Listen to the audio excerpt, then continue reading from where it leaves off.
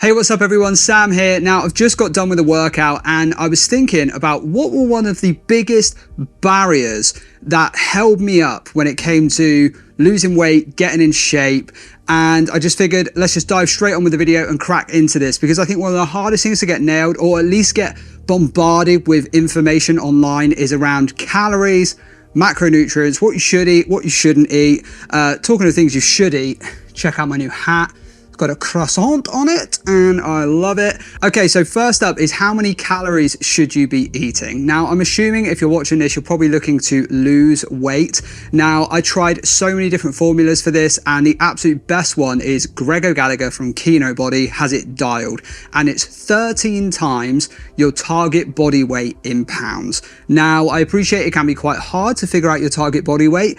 At the time when I started this, I was around 93, 94 kilos, which is, let me do the math on that, 206 pounds. And at the time, I didn't really know how much weight I needed to lose. I kind of just thought maybe I need to lose like 30 pounds or something like that. So deduct 30 pounds, let's just call it around 170. You're gonna get your calculator on your phone and go 170 times 13 is 2,200 calories.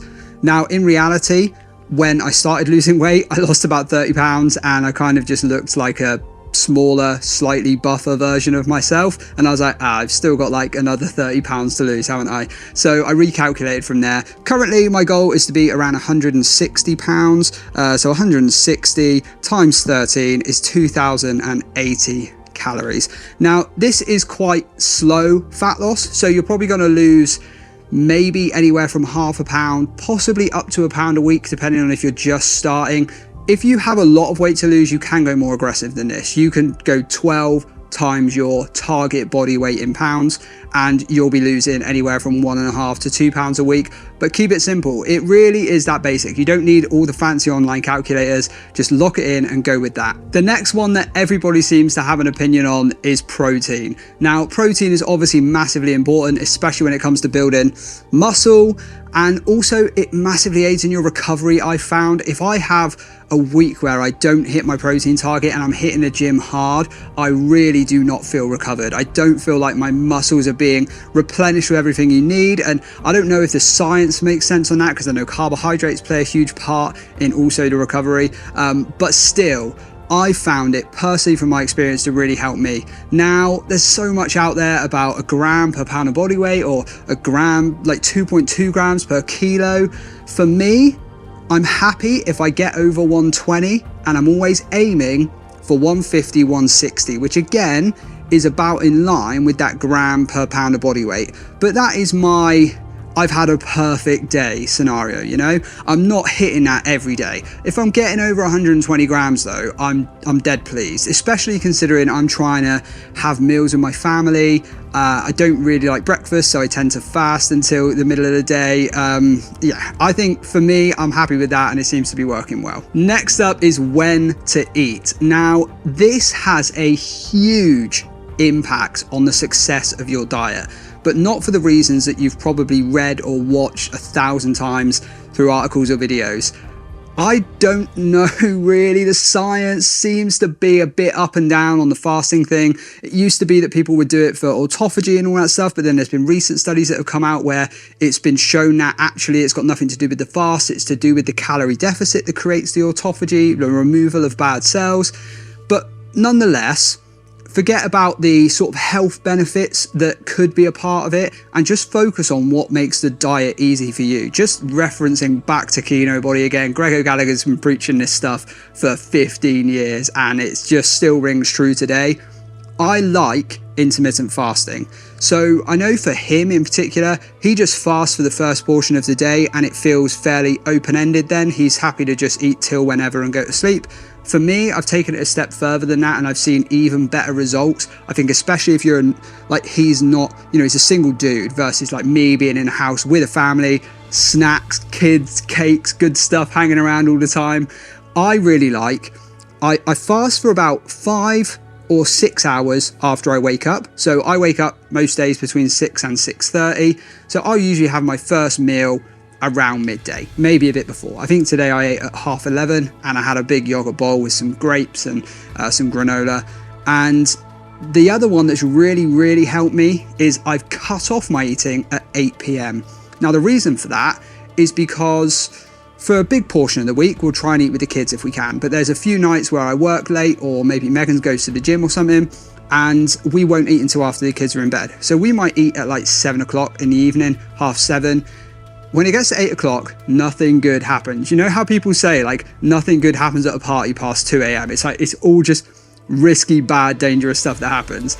With this situation, I find the same thing goes for food. So after 8 p.m, no good food comes out, does it? You don't get to 9 p.m. and you turn on the TV, or you're working late and you think, you know what I fancy, like just a handful of grapes. It doesn't happen, does it? You sit down in front of Netflix, you grab some chocolate, or you grab some crisps, or if you're me, in the past, I would sit down on my laptop, start a 3-4 hour shift of work on my laptop and work my way through 2 or 3 whiskeys, maybe some nuts, like whatever's on the side.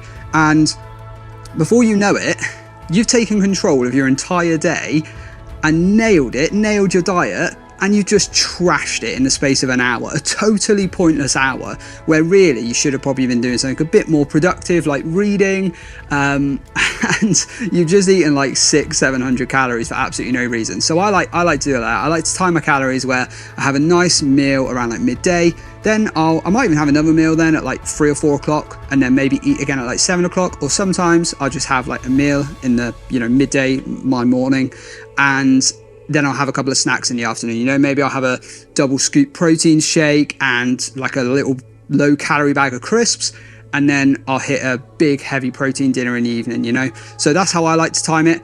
The thing I would say is you don't have to copy me. Like, that's what works for me around my life. If you're someone who wakes up and you're like, I need food, like I'm desperate for it, then get yourself like a nice high protein meal in the morning. Get a couple of eggs, maybe some ham, and like a piece of sourdough or something, so you're getting like a really nutritious good start to the day, and maybe you have dinner at 5 and then you can just cut off after that, whatever works. Or maybe you don't have time for lunch in a day, just ditch that.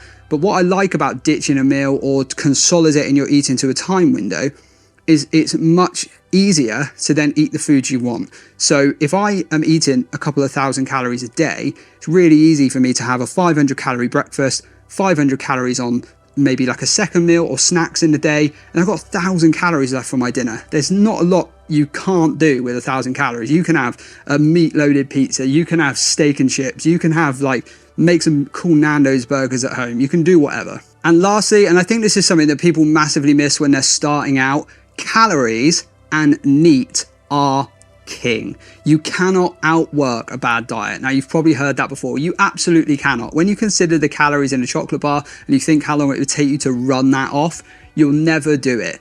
The most important thing is your calories and your NEAT. Your NEAT is your non-exercise activity thermogenesis. These are the calories that your body just burns, being alive, being in this state, and just living in the world.